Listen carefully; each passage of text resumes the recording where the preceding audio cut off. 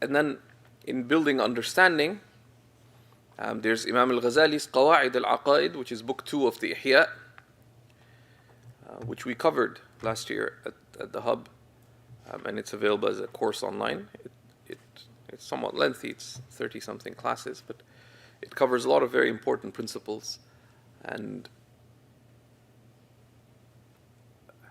in some ways, it serves for both essentials and understanding, in that he begins by covering a brief presentation of Islamic beliefs, and then he covers a number of key investigations related to how we approach the study of the science of Islamic beliefs, how we place it in the Islamic sciences and in our lives, and a number of cautions related to not getting mind heavy, because faith is not a matter of the mind, faith is a matter of the heart.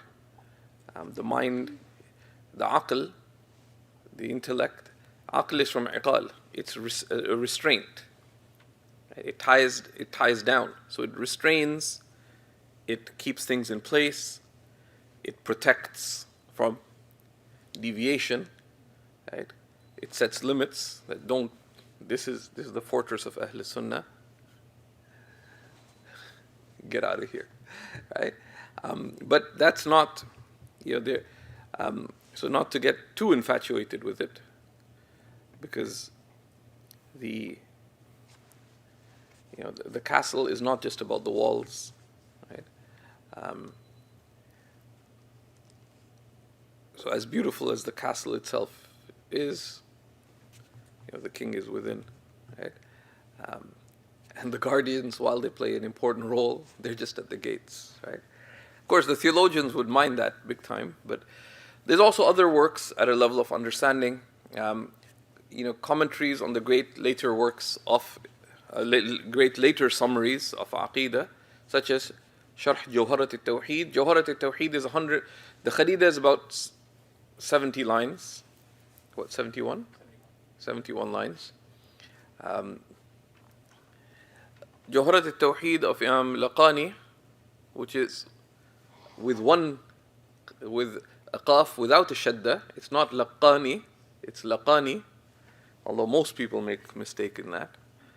But it's not a big mistake. You can forgive anyone who does that. There may be difference of opinion on it, though I haven't seen proof yet. But most people don't think, so it doesn't matter.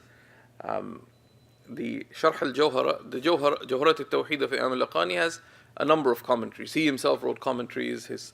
He wrote 3 commentaries.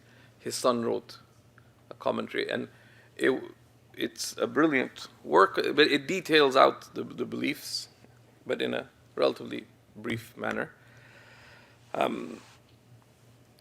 There's many great commentaries on it, amongst them Imam Sawi's commentary, and the commentary of the great Shaykh al-Azhar, Imam al-Bajuri, Imam Ibrahim al-Bajuri. And that should be sufficient. Studying, and the more one consolidates at the level of understanding, it's helpful. If someone studied, just as at the essential one studied both the Tahawiyya and the Kharida, it helps. The Sanusiyya, Imam al-Sanusi was one of the great 10th century Islamic scholars. He wrote a whole slew of great works, great concise works in Islamic beliefs. And so he wrote a Sughra, but then he wanted to write something shorter than that, so called it Sughra. Or he wrote Al-Muqaddimat, he wrote Al-Wusta, which is also called al Barahin, the foundational proofs, which is what became famous as a Sanusiyya. He also wrote Al-Kubra.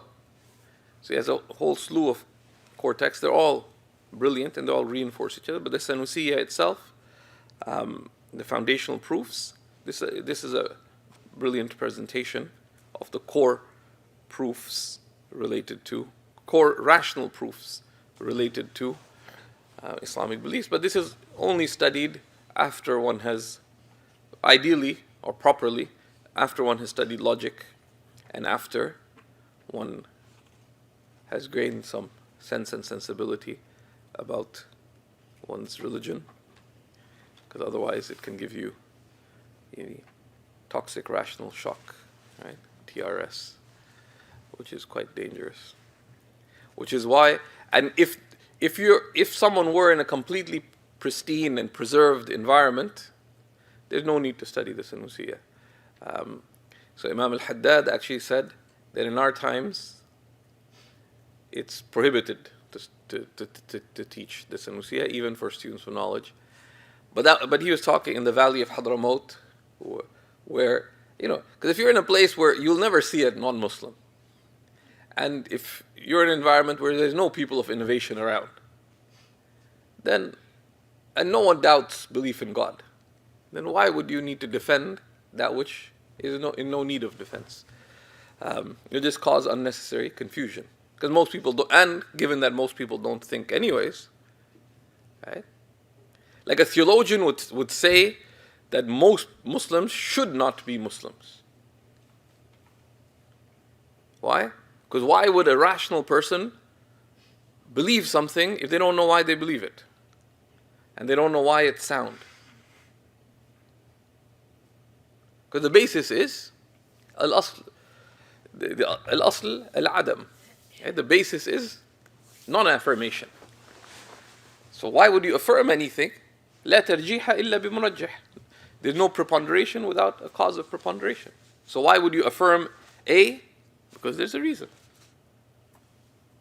Now, the reality is, of course, the human being is not a rational animal, not merely a rational animal. So people believe because their parents believe, because of socialization, because of all these other causes, just as they disbelieve because of a whole bunch of non-rational causes. But thankfully, people are generally heedless and unthinking. So most Muslims do believe, or pretty much all Muslims believe, which a theologian would be amazed by, but they would say that makes no sense. But they wouldn't talk too much about it. They'd be very troubled that they need to learn why they believe what they believe. But other people say, just chill out.